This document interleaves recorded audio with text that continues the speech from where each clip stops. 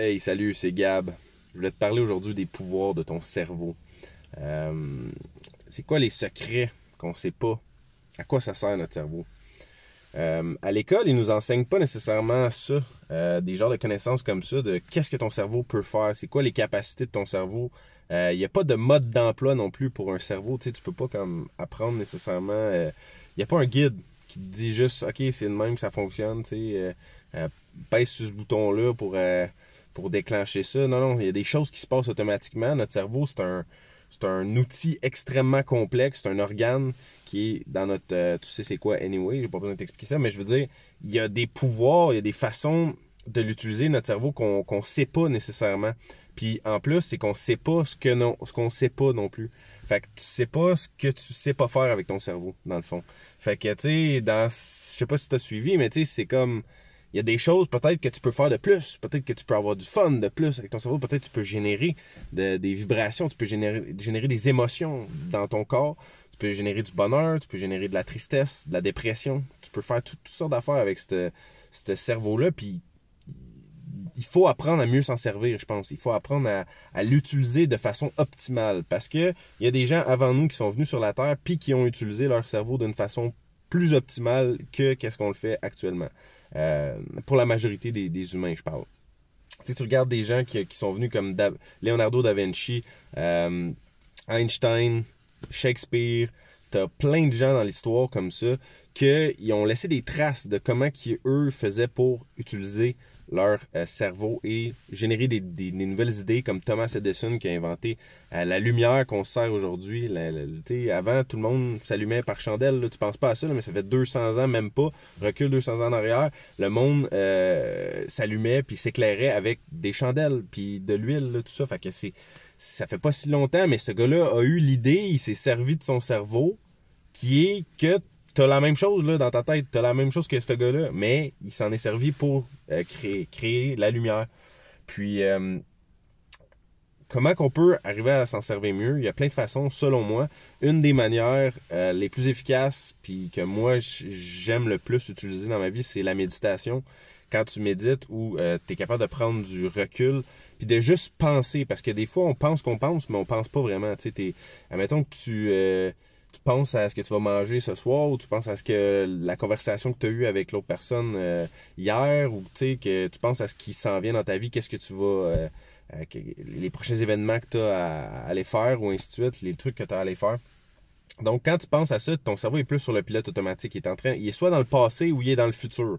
Il n'est pas nécessairement dans le présent, absolument. Il n'est pas en mode repos où est-ce que tu peux être calme puis avoir du recul, du détachement, pouvoir regarder tes pensées puis les analyser.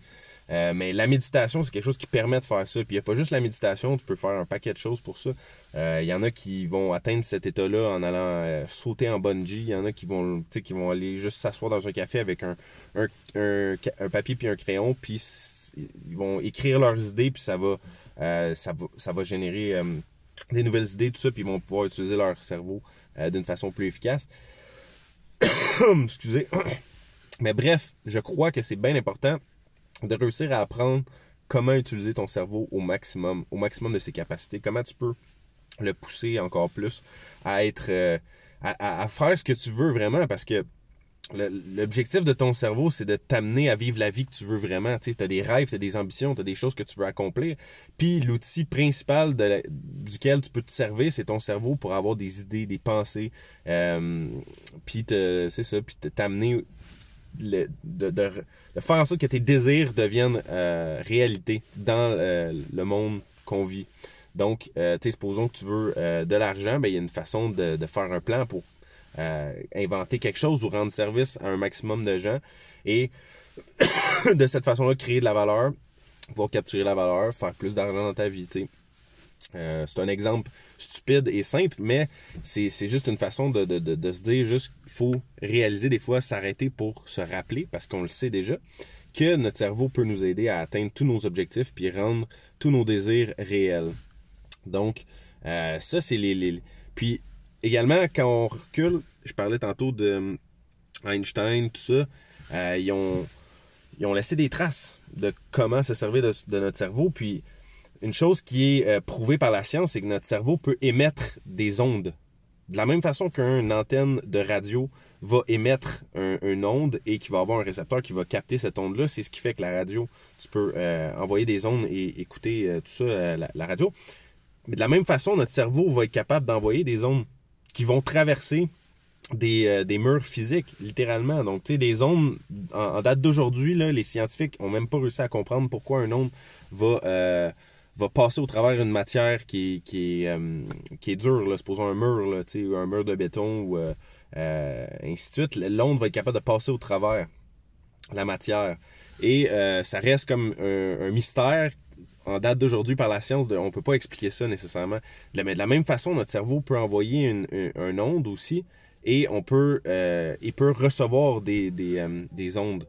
Puis ça, c'est tout prouvé, c'est de la science. Là. Littéralement, tu peux pas comme dire c'est ésotérique ou c'est froufrou, haha, là, je sais pas trop. Il y en a des fois qui croient pas à ça, mais je veux dire, ça, c'est de la science. Tu peux pas démentir ça. Et des grands penseurs, des grands inventeurs ont laissé des traces avant nous de comment utiliser notre cerveau au maximum. Fait que je pense que ça vaut la peine de méditer, essayer d'apprendre à utiliser mieux ton outil, qui est ton cerveau. Et sur ce, bref, j'espère que vous avez aimé mon vidéo. Si oui, écrivez-moi un commentaire en bas, un petit like, c'est toujours bien apprécié. Sinon, si tu as des suggestions, des idées, des critiques, tout ça, ça me fait aussi plaisir. Puis moi, je te souhaite une belle journée. Salut!